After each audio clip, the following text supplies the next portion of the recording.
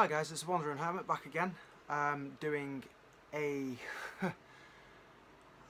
a much belated video for the 2018 YouTube Pagan Challenge. This time I'm doing the letter H. I'm way behind. I think it's I've not done a video in like 100 million years. So this time I want to talk about Hearth and Home Magic. The whole idea of Hearth deities. Now I'm not really going to go into Hearth deities, but the whole idea of magic for the home, protecting the home, bringing wealth and other such things. So the whole idea of Hearth as a word, I always liken it to heart, and I'm sure a lot of people liken hearth and heart as being the same word because the hearth is the heart of the home. So I think the whole idea of hearth magic is to work with the home as an extension of the body. So where we do things from our heart space, whenever we do hearth magic, it's working from the heart space of the home as well. And because the heart is the space from which all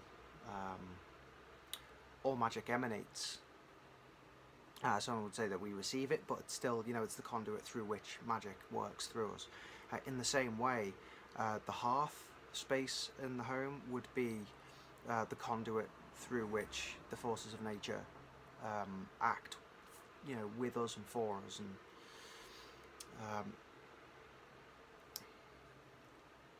I don't do hearth magic as often as I should do. I feel, at least, because it requires a lot of maintenance. Now we do have a hearth altar set up. I may post some pictures of that, but at the moment it kind of needs tidying up and rearranging. So once I've done that, I'll post a couple of pictures up on the Wandering Hermit page if you want to have a look at that. But the whole idea of a hearth altar bears very much the same significance as having, a personal altar, say, at your bedside. Some of you have already seen my bedside altar. So in the same way, you set up an altar on the hearth to invite deity or invite ancestor spirits or whatever energy you're working with into that space, and you set up certain things which symbolize your intention or the energies that you may be working with, so that you can attune yourself and attune your home to those energies. So you might want to put candles on your hearth, or you might want to put certain flowers of significance and things like that. So hearth altars is kind of like one of the main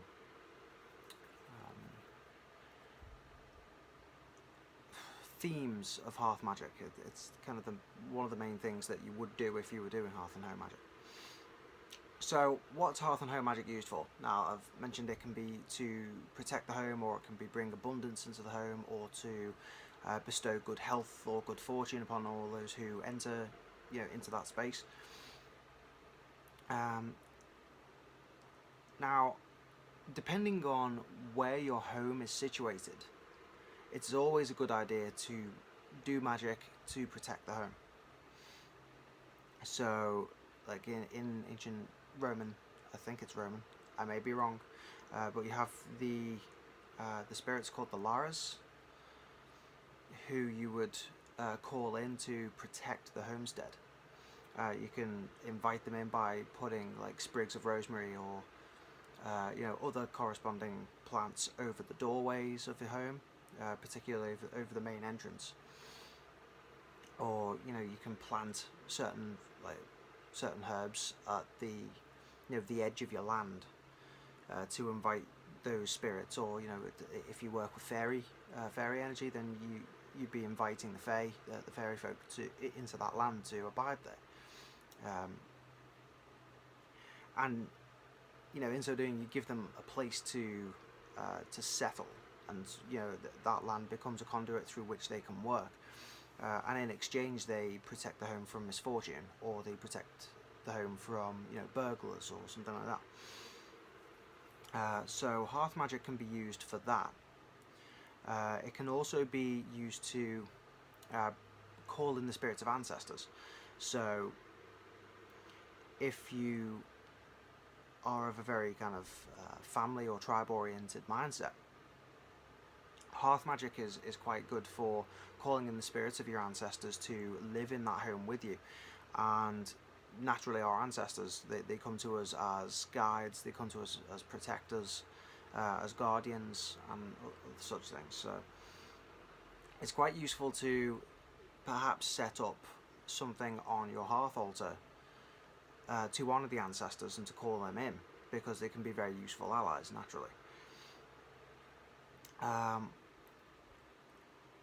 Abundance and fortune is another thing. Naturally, the homestead can't be sustained without resources coming in. So, doing Hearth Magick, you can use it as a focusing point for your intention to bring wealth and abundance into the home, because the home itself benefits from that. Now, I'm a firm believer that even inanimate objects have their own spirits. So a house, even though it's built out of, altered materials, I mean, everything we build from is, at one point in time, a natural material. Even plastics, they were once oil, which is organic matter, etc. So I believe that houses, even though they're built by human hands, they have their own spirit, which is, left over from the materials that are used to build them, and it all amalgamates together, and then obviously your own energy that you put into it, or the energy of anyone who lives in that house or comes in and out of that house, affects it as well, and it takes on a little bit of everything, and develops its own spirit. Which is why the longer you live in a house, the more you come to know it, and it seems to know you.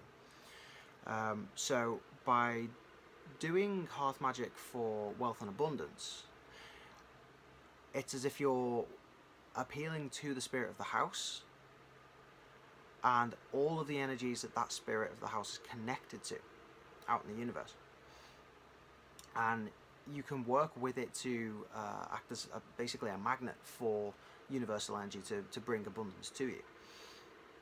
Because of course the house is gonna want to help with that, because it helps it stay healthy, it helps it stay intact, as it were, stops it from decaying. So wealth and abundance magic is really good when done at the hearth.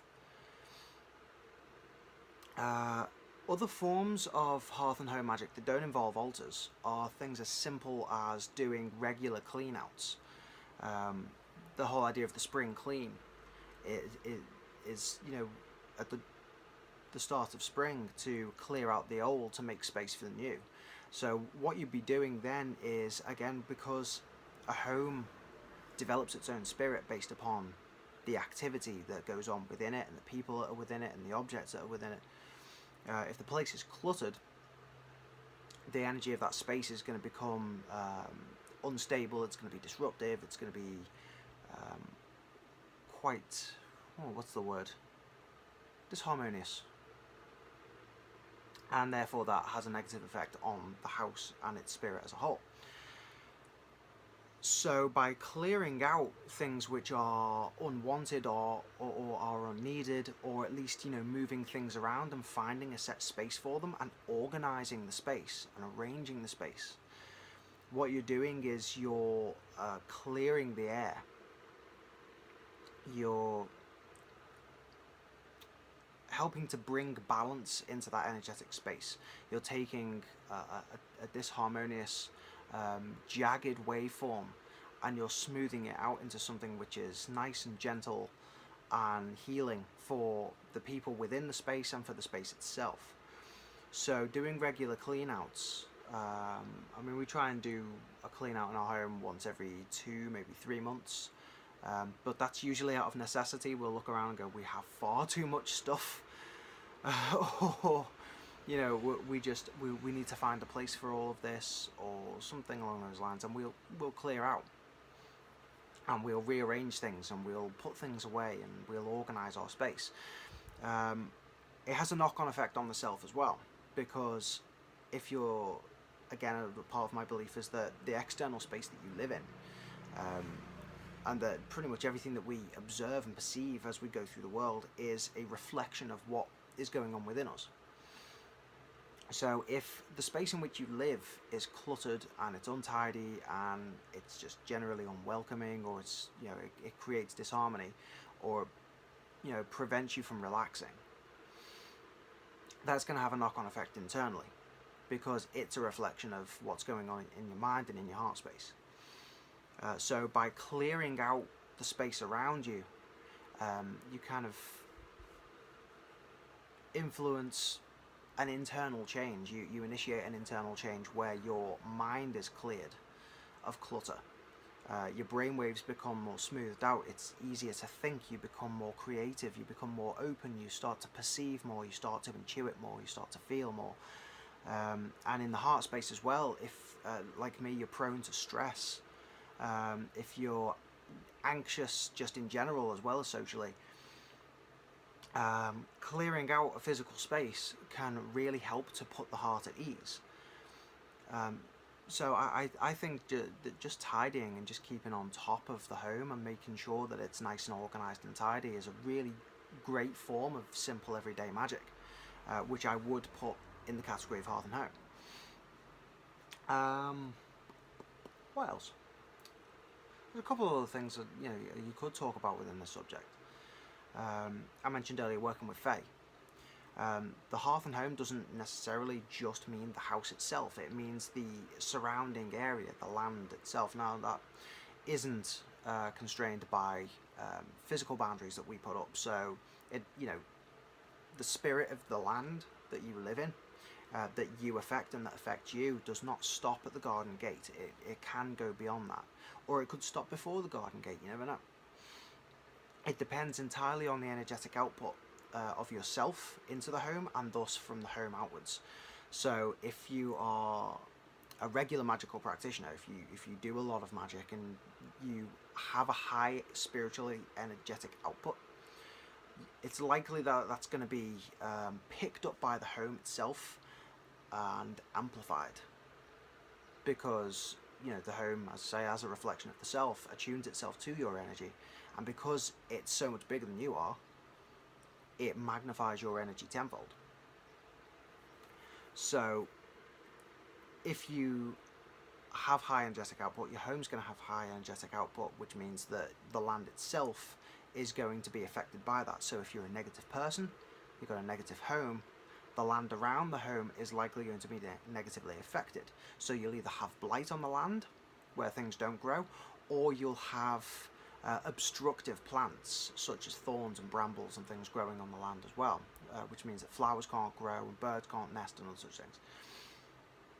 On the flip side, if you're a very positive person, then you're going to have a positive house, and that means the land around is more likely going to be positively affected. So you're going to have lush lawns, you're probably going to have flowers springing up in the grass. Even if you don't plant them, you'll have wildflowers growing. You know, bushes which are great for insects, and therefore it's great for other animal life like hedgehogs and birds. And that's what we've noticed here with our home. We moved in, it was in a state of decay because the people who lived here beforehand were generally anxious, they were very closed-minded, and they argued all the time, and that's negatively affected the home, it's negatively affected the land. It's taken us a long time, it's taken us over 3 years to transmute that energy and start to put out a positive energetic wavelength, you could say. We've been calling in Fae energy quite a lot to try to heal the land and to try to heal the house, and it has started to work. I posted a short video clip on my Facebook and on my Instagram recently of I think it was a house sparrow. In the front garden. Now, up to that point, we didn't have birds coming onto our land at all, and then suddenly we started getting dozens, and that was just one of about a dozen birds that I'd seen in the garden that morning. So it's pleasing to see nature coming back onto the land, and for the land to start to be healed and to grow again. And you feel it in the house as well. The house is a lot warmer, it's a lot more homely, even though, you know, we're generally untidy people. We have untidy thought patterns, and we have untidy behaviours, and therefore the house is untidy, but it's untidy in a homely way. You know, there are books everywhere. There's clothes stacked up everywhere. You know, there's creative materials around and such things. So clutter isn't necessarily a bad thing. It can be a good thing if it's, you know, positive clutter. But again, we're starting to see that on the land as well. So working with Fey energy is great for healing the land, because, you know, Fey or Landviter or whatever tradition you work in, it's all the same types of spirit. You can call them in and they can amplify your intention towards healing the natural world. So we didn't have a lawn in the back at all until very recently. Working with Fey as part of my hearth and home practice, I found that we've got lawn growing now, which is brilliant.